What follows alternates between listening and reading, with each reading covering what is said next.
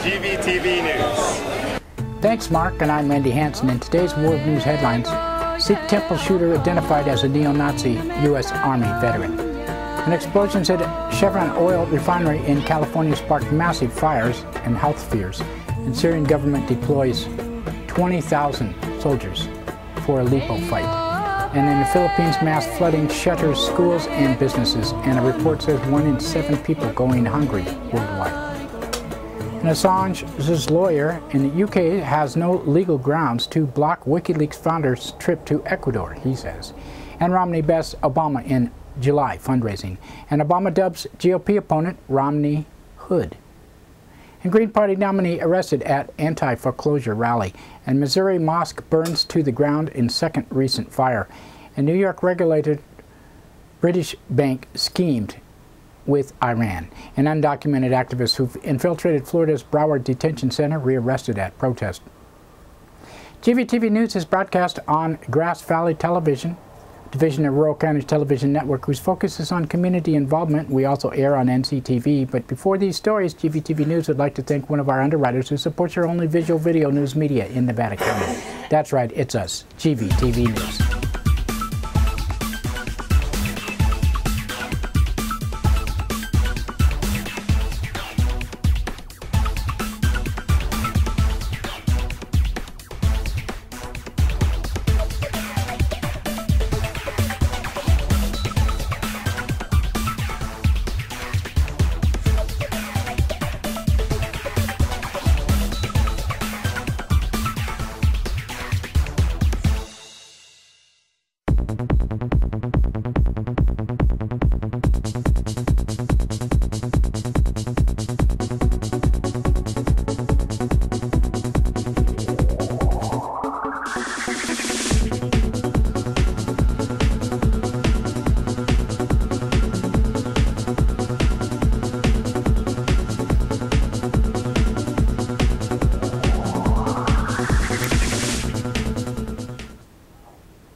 In today's first world news story, Wisconsin police have identified the shooter who killed 6 worshippers at the Oak Creek Sikh temple on Sunday and critically wounded 3 others before being shot dead.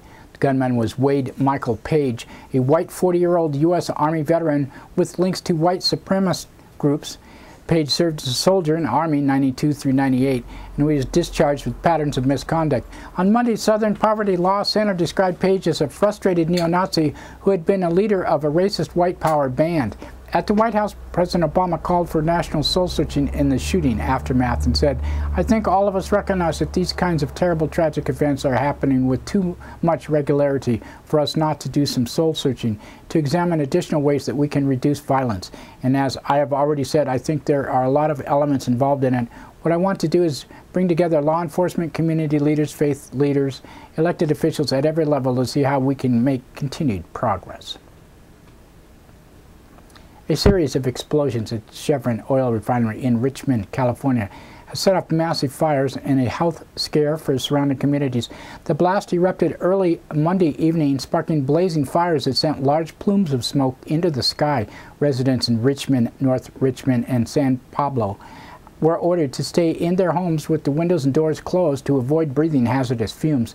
It was the latest of a series of fires in more than 100-year-old Richmond plant. Around 200 people have reportedly sought medical treatment for respiratory issues. Chevron says the fire has been contained but not fully extinguished. Clashes continue in the Syrian city of Aleppo in a fierce battle between government forces and rebel fighters. The regime of Syrian President Bashar al-Assad says it has completed a deployment of 20,000 soldiers ahead of what many expect to be a pivotal battle for control of Syria's largest city. Syrian activist groups say at least 40 people were killed in Aleppo on Monday, most of them civilians. Rebel groups say they have captured more than 40 Iranian and nationals inside Syria's fighting for the Assad regime. Iran says the captives are Shia pilgrims who are visiting Syria to see religious sites. The Syrian government, meanwhile, continues to reel from the defection of Prime Minister Riyad Farhad Hijab, who accused Assad of committing genocide. Washington White House Press Secretary Jay Carney said Hijab's defection shows Assad's regime is imploding. He said, "We have no reason to doubt the reports about the defection of Prime Minister and other members of the government that the titular head of the Syrian government has rejected the ongoing slaughter being carried out at Assad's direction, only reinforces that Assad regime is crumbling from within, that the Syrian people believe that Assad's days are numbered. In the Philippines, floodwaters continue to rise around the capital, Manila, amidst torrential rains that have killed dozens of people in recent weeks. Tens of thousands have fled their homes as the flood shuts down schools and businesses. There's a report that the water was neck-deep in some areas. The recent flooding comes after Typhoon Sola hit the Philippines more than a week ago, bringing drenching rains and heavy winds and killing more than 50 people. New figures show the number of children enduring acute hunger worldwide has grown for the first time this decade. According to Oxfam, the world crisis in West Africa, East Africa, Yemen have added 43 million to the number of people going hungry across the globe. Almost 1 billion people, 1 in 7 of the world population, are now going hungry. Ecuador is expected to announce a decision within the next week or whether to grant WikiLeaks founder Julian Assange political asylum. Assange has taken refuge in the Ecuadorian embassy in London in a bid to avoid extradition to Sweden and ultimately, he says, to the United States. On a visit to Ecuador, Assange's attorney, the Spanish-speaking Baltazar Garzon, said the British government would have no legal grounds to block Assange's journey to Ecuador should he be granted asylum. And he's also said, hypothetically, if asylum is granted, Great Britain can't say they won't send him. One can always say, no, we are tired of seeing international conventions being breached or not agreed with by different countries. But legally, they can't do it because Ecuador is a sovereign state, a free democratic state, exactly like the U.S., nothing more, nothing less.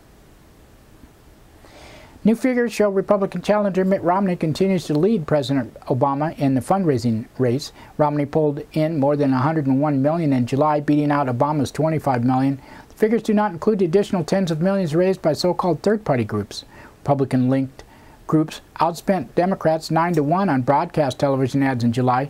The two top pro-Romney super PACs had a war chest of $53 million at the end of June, compared to less than $3 million at the top of super PACs backing Obama.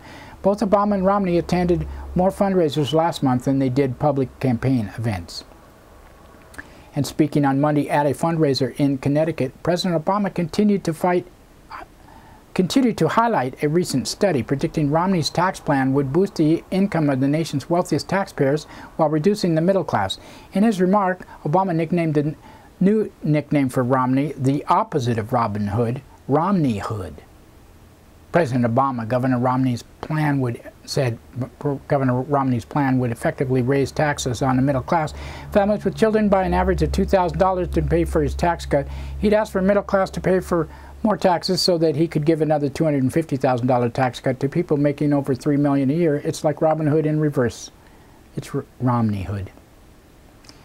Not exactly true, but well, you've got to get votes somehow. The White House ticket for Green Party continues to add direct actions to its campaign itinerary. Greenpeace presidential nominee Jill Stein and her running mate Sherry Honkala were arrested in Philadelphia last week in an anti-foreclosure rally targeting government-backed lender Fannie Mae. Stein and Honkala and 4 others spent the night in jail before being released. They have been charged with trespassing and will appear in court next month. A mosque in Joplin, Missouri was burnt to the ground after suffering its second fire in just over a month. The Islamic Center of Joplin is set ablaze the early hours of Monday morning. Firefighters were unable to contain the fire in time, leaving the mosque completely destroyed. The mosque had already been damaged on July 4th when the arsonist was videotaped throwing an ignited object onto its roof. Arsonist was never apprehended. The FBI is joining local police in investigating the latest fire. New York's top banking regulator has accused British Bank of violating U.S. law by hiding hundreds of billions of dollars in transactions linked to Iran. What a surprise.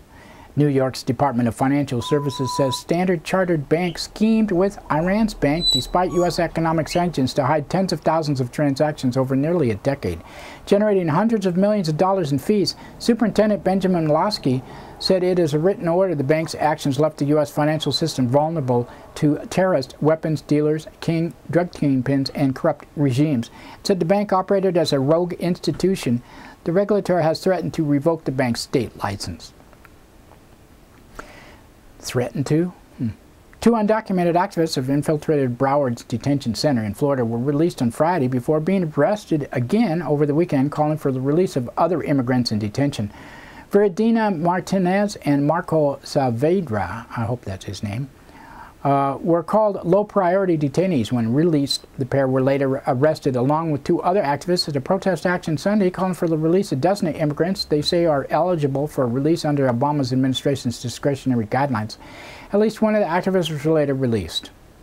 On an update of that, all 4 had been released. Among those detained at a Broward facility in Claudio Rojas, a father of 2 with no criminal record who was detained in February and has been on a hunger strike for more than 2 weeks. Activists said more than 500 detainees inside the facility also went on a hunger strike Saturday.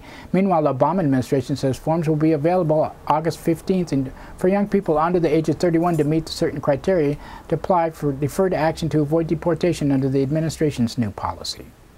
And that's it for our world news today. Now another thanks to one of our underwriters who supports your only visual video news media in Nevada County. That's right, it's us, GVTV News.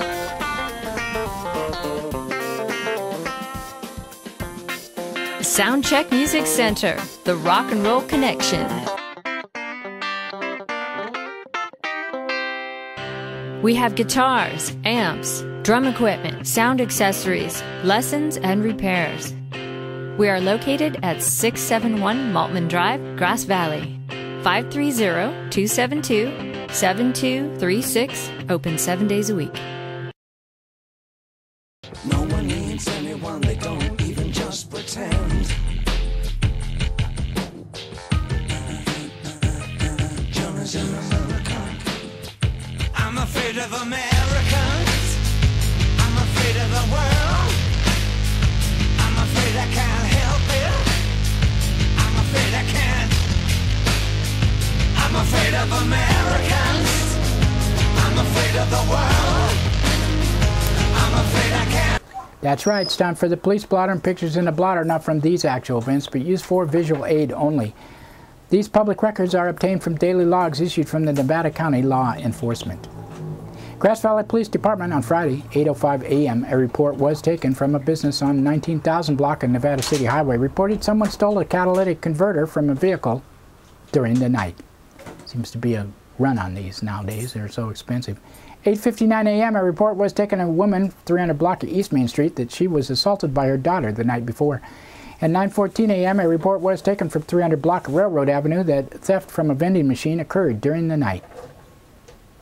And at 9:46 a.m., a report was taken from a business on 400 block of East Main Street that a transient sleeping next to a business. The man was advised of the city's camping ordinance and would move along. 10:12 a.m., a report was taken from 400 block of Lamarck Court that 2 dirt bikes were stolen out of a yard. At 12:32 p.m., a report was taken from 300 block of Buena Vista of the theft of a catalytic converter. 4:15 p.m., a report was taken from Brunswick Road near Sutton Way of an accident between a semi-truck and a Nissan Altima. At 5:15 p.m., a report was taken from the man who went to the police station to claim his son had been assaulted by his ex-wife's boyfriend, causing injury to his right arm. At 6:23 p.m., a report was taken from a restaurant 500 block of Sutton Way that a transient walked into the business, went behind the counter, grabbed a cup and poured his own drink. The man went to a nearby business. Police told the man to stay away from the area. 8:15 p.m., a report was taken to business at Olympia Park Road that a man carrying a squeegee in a squirt bottle and hassling customers in the parking lot so he could wash their windows for money. Caller said the man had been warned by officers against doing this and had stolen money from a nearby business. 10:20 p.m., a report was taken of a man and his 15-year-old daughter was told she could not go out, then jumped off the balcony to meet an unknown man. A be on the lookout alert was issued. 11:08 p.m., a cab driver reported a man kicked and punched the window. 11:23 p.m., a report was taken to Rockwood Drive of an ongoing issue with a neighbor who was outside screaming at another neighbor, "You are going to be sorry." And Saturday, 7:12 a.m., a be on the lookout was issued for a motorcycle that was taken the day before from Lamarck Court. An off-road motorcycle also was taken. The keys to both bikes had been left in the ignition. Imagine that. 8:53 a.m., a report was taken of a woman from 200 block of South Church Street reported someone tried to break in through a back window. 11:37 a.m., a report was taken of a car fire on northbound Highway 20 and 49. And 3:48 p.m., a report was taken of a person lying appeared to be unconscious, lying in the bushes between the freeway off-ramp and the business and 200 block of South Auburn Street. Officer found the person was eating apples. 4:37 p.m. a report was taken at 200 block of Nevada City Highway of a drunken homeless person drinking near an emergency exit at the back of a building. And 4:52 p.m. a report was taken at Washington Street in Richardson that 5 youth appeared to be playing chicken with moving vehicles. Some of them had skateboards. 5:17 p.m. an ticket was issued by an officer of a person shoplifting. And 5:27 p.m. an officer booked the Grass Valley woman into jail on suspicion of evading police with disregard for safety, resisting arrest, reckless driving, and violating probation. She was being held in $10,000 bail. She gave her occupation as a caregiver.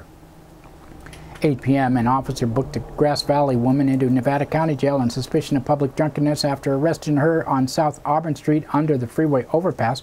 Bail was set at $750. The woman gave her occupation as in-home health care worker. She had been reported in another incident late Friday.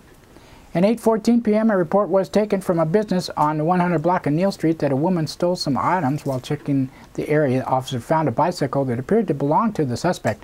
A woman was arrested and booked on suspicion of second-degree burglary felony. Bail set at $10,000.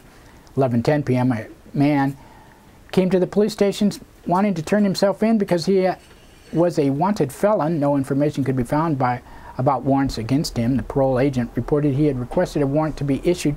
The man was booked into jail for alleged parole violation.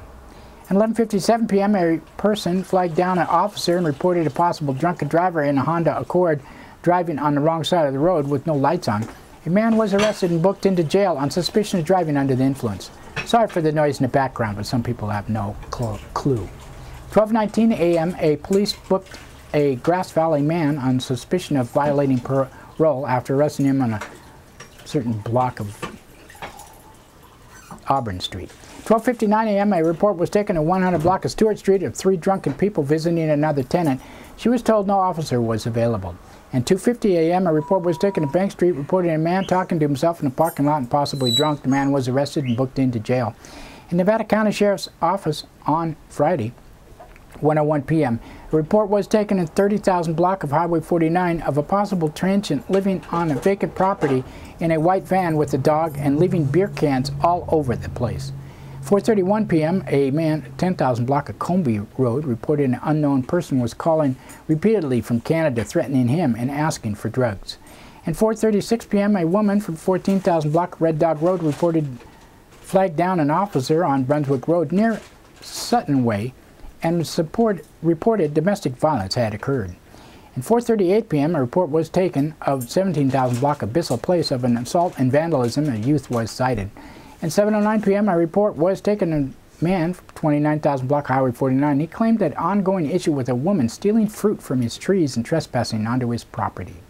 7:19 p.m. a report was taken at 18,000 block of Penn Valley Drive that a small white sedan was spinning donuts in the parking lot behind the baseball field. And Saturday, 11:45 a.m., a deputy stopped a vehicle, arrested a Grass Valley woman, and booked her on suspicion of driving under the influence and having a narcotic. She was released on a $10,000 bail. At 3:02 p.m., deputies arrested a man at Skipper's Cove at Inglebright Reservoir on suspicion of driving on a suspended license. At 4:45 p.m., a report was taken from Steep Hollow Creek. The people on 5 dirt bikes and 1 3-wheeler came into a canyon from the Chicago Park Powerhouse area. At 6:11 p.m. a report was taken to Scotts Flat Campground that 7 men came to a campsite, beat them up, and stole an axe. And 6:31 p.m. a report was taken in 19,000 block of Terra Lane that lightning struck a tree, caused a fire. In Nevada City Police Department on Friday, 6:26 p.m. a report was taken on Nimrod Street, a fight between 2 people. Man was walking back and forth by the bus stop. Police arrested a Nevada City man on suspicion of violating parole, a felony. No bail was set. 11:56 p.m. a report was taken on public urination on 300 block of Broad Street. Police cited a person. And Saturday, 2:02 p.m. a report was taken 500 block of North Pine Street that someone was speeding and spinning donuts in an area, possibly the Veterans Memorial Hall. Spitzer also was reported at the Broad Street Y. 5:41 p.m. report was taken 300 block of Broad Street that a man wearing a Hawaiian shirt and shorts and sandals was asking passerbyers for money. At 8:43 p.m., a report was taken 200 block of Spring Street that a man who was causing a disturbance and refusing to leave. Police arrested a Nevada City man who was booked into jail with no bail set. And Sunday, 12:37 a.m., a report was taken that a car on its side in the yard on 300 block of Clay Street. Police arrested a Grass Valley man and booked him on suspicion of driving under the influence. He was released on a $1,200 bail. And that's it for the blotter today. Now another thanks to one of our underwriters who supports your only visual video news media in Nevada County. That's right, it's us, GVTV News. Christopher's Old World Deli and Catering Company has brought its delicious food and service downtown Grass Valley. Like desserts? They got them. You like international style lunches? They got them. Christopher's Deli and Catering for parties, get-togethers, weddings, or whatever. Open 7 days a week.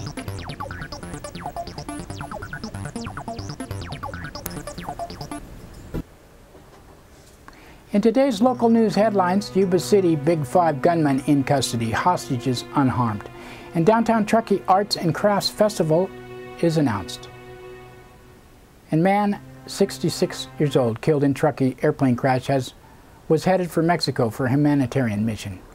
In our first story written by Nancy Pasternak, police have identified a suspected gunman who held 2 Big 5 sporting goods employees hostage for nearly 4 hours Sunday in a Yuba City store. Juan Carlos Alvarez, 29, formerly of Modesto, is believed to have been living in Yuba City for the last few months.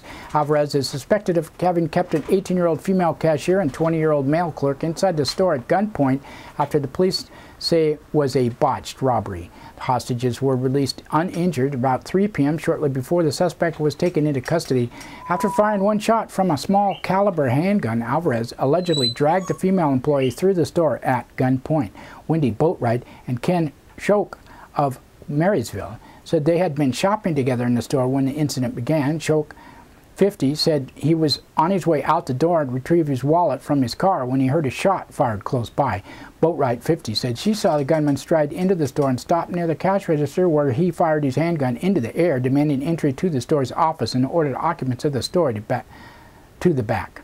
He panned around the store with his weapon, Boatwright said. He pointed it at me, but he wasn't making eye contact. He looked nervous, she said. The lady next to me took off running.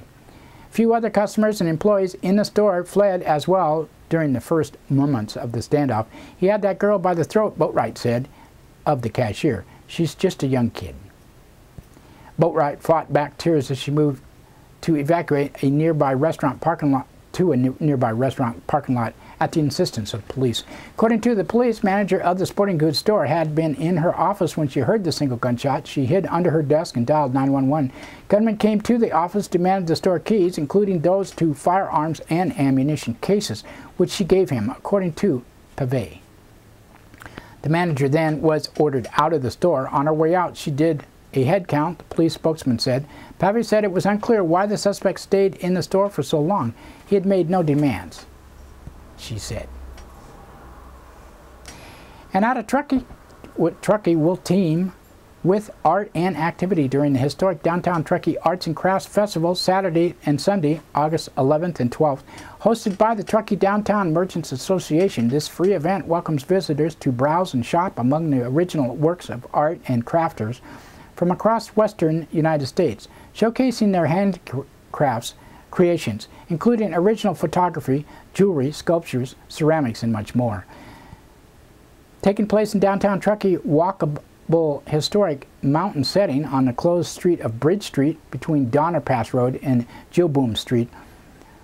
The unique venue offers something for everyone, whether you want to experience the history of the area, meet artists or craftspeople, stroll along the river, shop among the many independent boutique stores, or eat at any one of the more than a dozen restaurants. Among the artists showcasing their wares at this show is Jessica Hall of Truckee, who makes unique handcraft jewelry incorporating silver, gold, enamel, and gemstones. Her line of jewelry includes rings, bracelets, earrings, and necklaces.